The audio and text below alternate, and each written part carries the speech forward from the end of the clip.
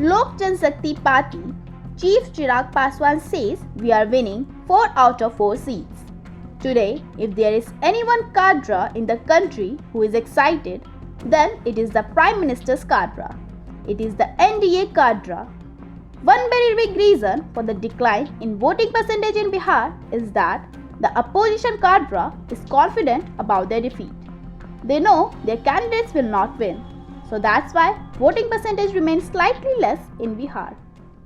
भाई 4 की 4 सीटें हम लोग जीत रहे हैं और जिस तरीके से एनडीए का कैडर में उत्साह देखने को मिल रहा है प्रधानमंत्री जी के नाम पर, स्वाभाविक है कि आज की तारीख में देश में अगर कोई एक कैडर एक्साइटेड है तो वो प्रधानमंत्री जी का ही कैडर है, एनडीए का ही कैडर है, जो विभिन्न तरीके की योजनाओं से लाभान्वित हैं। गरीब कल्याण की ऐसी योजना जिसपे उनका विश्वास है कि यही प्रधानमंत्री हैं जिन्होंने करोड़ों को गरीबी रेखा से बाहर निकाला और बाकी कई करोड़ों को गरीबी रेखा से बाहर निकाला जाएगा। तो ऐसे में वो कैडर एक्साइटेड होकर बाहर निकला है। बिहार में मत प्रतिशत घटने का कारण एक बहुत बड़ा ये रहा कि जिस तरीके से विपक्ष के कैडर को अपनी हार पर ज़्यादा विश्वास है, जिस तरीके से वो मानते हैं कि हमारे बाहर निकलने के बाद भी हमारा प्रत्याशी नहीं जीतने वाला है, तो ये कारण बड़ा रहा जिस तरीके से बिहार में मत प्रतिशत थोड़ा कम रहा, क्योंकि विपक्ष के कैडर में और उसमें उनका आधार कैडर भी जो है उसमें भी उदासीनता देखने को मिली। एक तो विपक्ष में कोई चेहरा नहीं है, उनको पता ही नहीं है कि भैया हम लोग वोट किसके लिए हम लोग करने जा रहे हैं। उस गठबंधन के इंडिया अलायंस महागठबंधन जो भी आप बोलिए, उनके घटक के कई बड़े नेता उन्होंने बिहार आना तक ज़रूरी नहीं समझा। Now give me a reason ना कि भाई क्यों कांग्रेस का कैडर औरंगाबाद में एक्साइट रहेगा या गया में रहेगा या जमुई में रहेगा या नवादा में रहेगा, क्यों एक्साइटेड रहेगा? उसने अपने किसी बड़े नेता को मंच पे देखा ही नहीं, बड़े राष्ट्रीय तो छोड़ दीजिए, प्रदेश के नेता को नहीं देखा।